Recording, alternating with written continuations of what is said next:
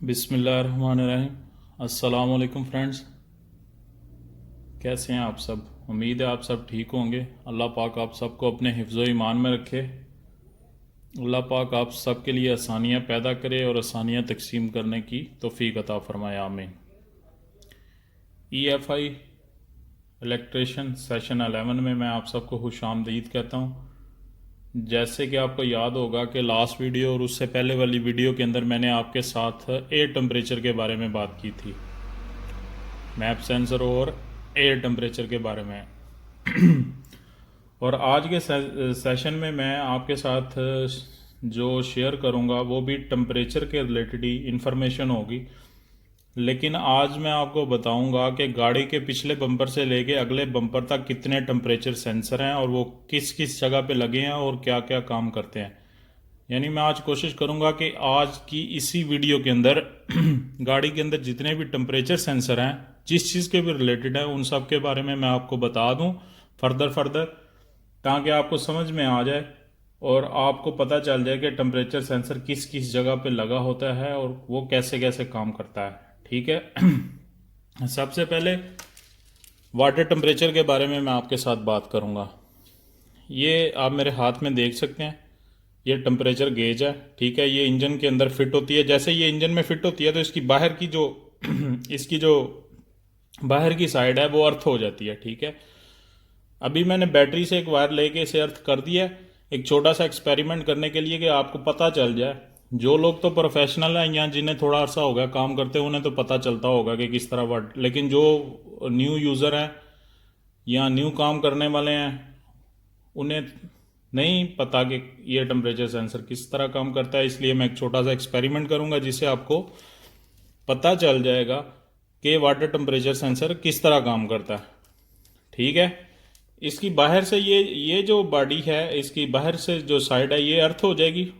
जैसे ये इंजन के अंदर फिट करेंगे ये अर्थ हो जाएगी। एक वायर जो इससे पीछे लगती है, ठीक है, ये सीधी मीटर पे चली जाती है। ये सामने एक मीटर भी है, इससे मैं थोड़ा सा पास कर लेता हूँ ताकि आपको क्लियर हो जाए। ठीक है, ये सामने मीटर है, इसके कनेक्शन मैंने कर दिए हैं। ठीक है, अभी जैसे मैं इस जगह पे इस चीज़ को गर्म करूँगा, ठीक है, और ये गर्म होगा, ऐसे ही टेम्परेचर गेज हमारा काम करना शुरू कर देगी। आप देखें, ये मैंने लाइटर चलाया और इसको मैंने आगे से गर्म करना शुरू कर दिया और आप मीटर के अंदर देख रहे हैं कि टेम्परेचर गेज ऊपर जा रही है। ठीक है, और जैसे ये ठंडी होगी दोबारा जो टेम्परेचर गेज है नीचे, इसी तरह इसे पानी के अंदर से टेम्परेचर मिलता है। ठीक है, और ये टेम्परेचर जो है गाड़ी के मीटर के अंदर शो होता है, यानी टेम्परेचर किस तरह काम कर रहा है। अभी देख लें, जैसे जैसे वो ठंडी हो रही है टेम्परेचर की सुई जो है वो नीचे आ रही है। ठीक है,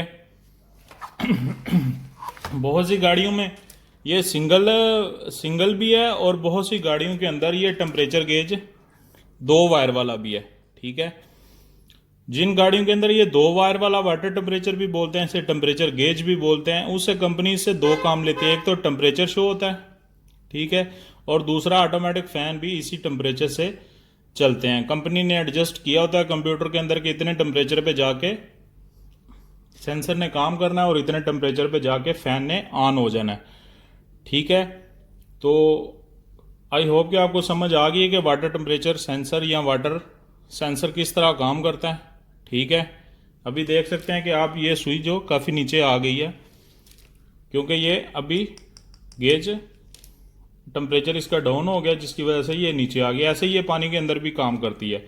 और दूसरी बात ये याद रखने की है कि टेम्परेचर गेज या टेम्परेचर वाटर टेम्परेचर सेंसर आपको पानी के सर्कुलेशन के ऊपर मिलेगा।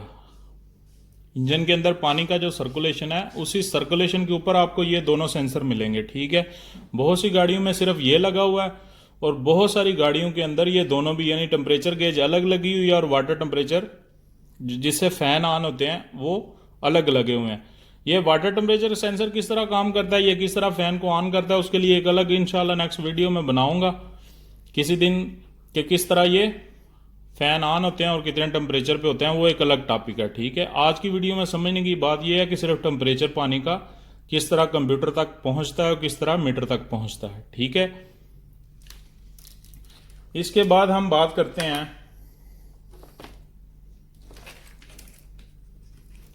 Automatic transmission oil temperature sensor. ठीक है, जितनी भी ऑटोमेटिक गाड़ियां हैं, ये बात जहन में रखें, ये बहुत ही इंपॉर्टेंट बात आपके साथ मैं शेयर करने लगा हूं। जितनी भी ऑटोमेटिक गाड़ियां हैं, ठीक है, उनके अंदर जो ऑटोमेटिक ट्रांसमिशन ऑयल होता है, उस ऑयल के अंदर हर गाड़ी के अंदर आपको इस तरह का ऑयल टेम्परेचर सेंसर मिलेगा, जिसकी दोनों वायर सीधी कंप्यूटर पे जाएंगी।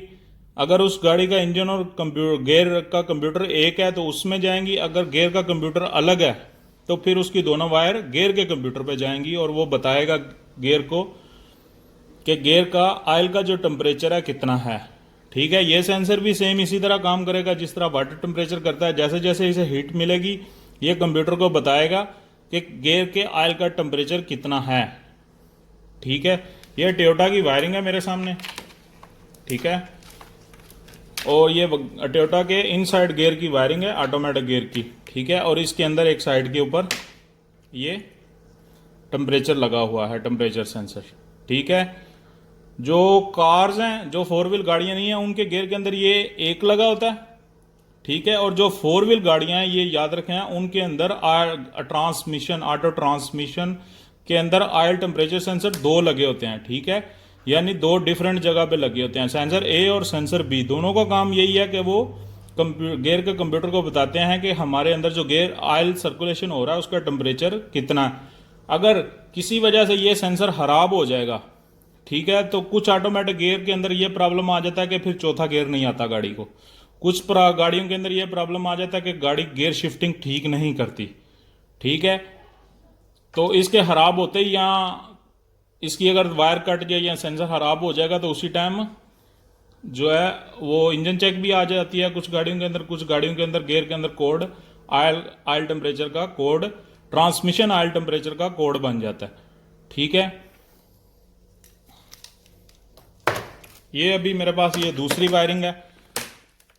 ये किया हुंडई की गाड़ी है, लेटेस्ट मॉडल, गियर की ये कंप्लीट वायरिंग है। ठीक है, ये इसका input speed sensor, output speed sensor, इन सेंसर के बारे में जब मैं ऑटोमेटिक ट्रांसमिशन पे वीडियो बनाऊंगा फिर आपको बताऊंगा ये क्या है, कैसे काम करते हैं। फिलहाल अभी हम टेम्परेचर सेंसर की बात कर रहे हैं तो सिर्फ मैं टेम्परेचर सेंसर के बारे में आपको बताऊंगा। ये देख सकते हैं, इसके अंदर भी आपको टेम्परेचर सेंसर नज़र आ रहा है।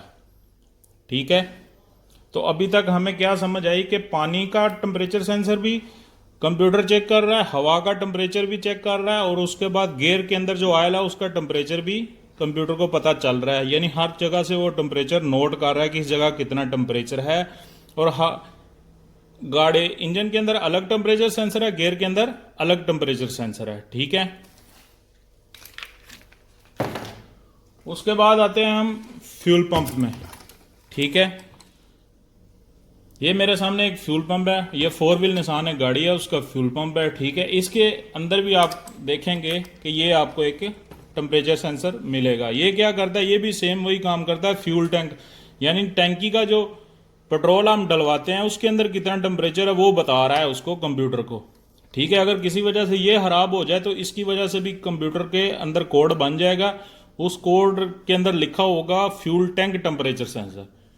और जिस तरह बाकी टेम्परेचर सेंसर का काम करना ज़रूरी है उस तरह इस टेम्परेचर सेंसर का भी काम करना ज़रूरी है। ठीक है, water temperature, transmission, oil temperature और फ्यूल टैंक टेम्परेचर सेंसर। ठीक है, बाकी इसके अंदर ये गेज है और फ्यूल पंप है। ये जब फ्यूल पंप के ऊपर मैं वीडियो बनाऊंगा उसमें फिर बाकी डिटेल इसकी सेंड करूंगा। अभी सिर्फ हम टेम्परेचर पे बात कर रहे हैं तो सिर्फ टेम्परेचर की बात करेंगे। ठीक है, उसके बाद मैं जो हाइब्रिड गाड़ियां आ जाती हैं उनके बारे में आपको मैं थोड़ा सा बताऊंगा कि हाइब्रिड गाड़ी की जो बैटरी है, बैटरी के ऊपर कुछ गाड़ियों के अंदर 2 और कुछ गाड़ियों के अंदर 3 टेम्परेचर सेंसर आते हैं। ठीक है, कुछ गाड़ियों के अंदर 2 और कुछ गाड़ियों में 3 टेम्परेचर सेंसर आते हैं और उनकी भी शक्ल सेम इसी तरह आपको मिलेगी। ठीक है, ये बैटरी के ऊपर डिफरेंट जगह के ऊपर, एक बैटरी के शुरू में, एक बैटरी के सेंटर में, एक बैटरी के लास्ट में लगा होता है जो बैटरी का टेम्परेचर जो है कंप्यूटर को बताता है। अगर किसी वजह से बैटरी ज़्यादा गर्म हो रही है या कोई भी वजह जिसकी वजह से हीट ज़्यादा हो रही है तो उसी टाइम कंप्यूटर को पता चल जाएगा और वो आपको कोई लाइट शो कर देगा या कंप्यूटर के अंदर किसी तरह कोड बन जाएगा जिससे आपको पता चलेगा कि इस चीज़ का टेम्परेचर ज़्यादा हो रहा है।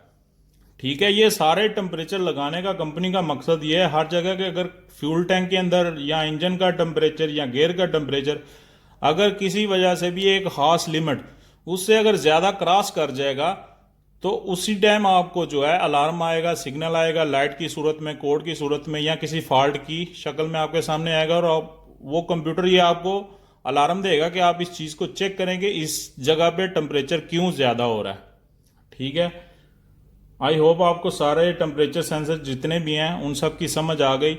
एक और टेम्परेचर सेंसर होता है जो स्टीयरिंग के नीचे एक छोटा सा ऐसे स्पीकर टाइप नज़र आता है, देखने में ऐसे लगता है जैसे इधर कोई छोटा सा स्पीकर लगा है हर गाड़ी के अंदर, लेकिन वो स्पीकर नहीं होता। उधर भी एक टेम्परेचर सेंसर होता है जो गाड़ी के इन साइड के अंदर कितना टेम्परेचर है वो कंप्यूटर को बता रहा होता है या मीटर के अंदर शो हो रहा होता है कि कितना टेम्परेचर इन साइड कार के अंदर है।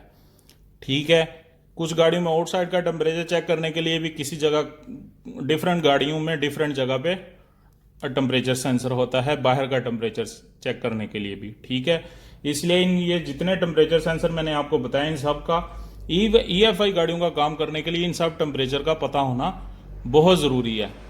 ठीक है, अपना ख्याल रखें, अपने घर वालों का ख्याल रखें और सबको दुआओं में याद रखें। इसी के साथ मैं आज की वीडियो का इधर अख्ताम करता हूँ। इंशाल्लाह बहुत जल्द न्यू वीडियो के साथ आपकी खिदमत में हाज़िर होऊंगा। नमाज़ पढ़ें, दुरूद शरीफ पढ़ें और अपना और अपने घर वालों का ख्याल रखें। अल्लाह हाफिज़।